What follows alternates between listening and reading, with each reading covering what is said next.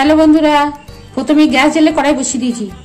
তৈরি করছি মাছের ঝাল। তার জন্য অল্প করে মাছ 2 পিস নিয়েছি। এদিকে লাগছে পেঁয়াজ, টমেটো কুচি, এদিকে লাগছে পোস্ত বাটা, সর্ষে বাটা, কাঁচা লঙ্কা বাটা, কাঁচা লঙ্কা, যে যেমন ঝাল খাবেন সেরকম দেবেন। এদিকে নিয়েছি লবণ, এদিকে নিয়েছি আদা বাটা, হলুদ গুঁড়ো, ধনে গুঁড়ো, জিরে গুঁড়ো, কাঁচা লঙ্কা গুঁড়ো, বাটা মশলা জলটা এখানে রেখে দিয়েছি। প্রথমেই কড়াইয়ে দিয়ে দিচ্ছি সর্ষের তেল। গ্যাসটা হাই ফ্লেমেই থাকবে। তো কাঁচা পেঁয়াজ, টমেটো,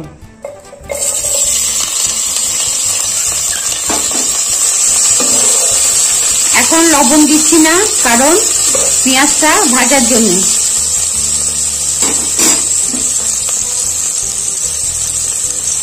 দেখুন পেঁয়াজটা লালচে হয়ে এসছে একটু। এবার জিরে গুঁড়ো, লঙ্কা গুঁড়ো, আদা বাটা, হলুদ গুঁড়ো,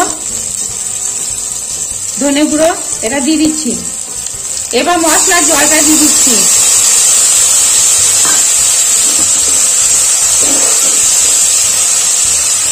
এটা দিচ্ছি লবণ পরিমাণ মতো। বন্ধুরা, মশলা কষানো হয়ে গেছে, তেল ছাড়তে আরম্ভ করে দিয়েছে। এবার বাকি মশলাটা দেব। এবার দেখুন কাঁচা পোস্ত বাটা, সর্ষে বাটা, কাঁচা লঙ্কা বাটা, কাঁচা লঙ্কা, এটা একটু জলে গুলে দেব। এটা একসাথে মিশিয়ে দিয়ে দিচ্ছি। দেখুন বন্ধুরা, কত সুন্দর লাগছে দেখতে মাছের ঝালের রেসিপি। এবার দিয়ে দিচ্ছি জল পরিমাণ মতো।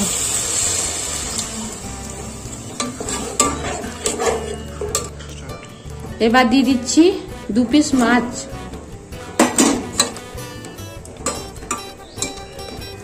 দিয়ে দিচ্ছি ঢাকা। 3 মিনিট পর ফিরে আসছি। বন্ধুরা, চলে এসছি 3 মিনিট পর। কেমন লাগছে দেখুন, কেমন লাগছে মাছের ঝাল। অল্প করেই করেছি 2 পিস।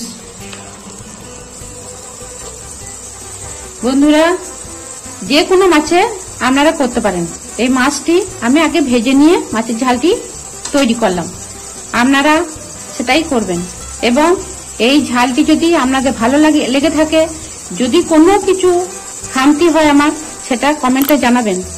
বন্ধুরা, অবশ্যই একটা সাবস্ক্রাইব আর লাইক করে দেবেন।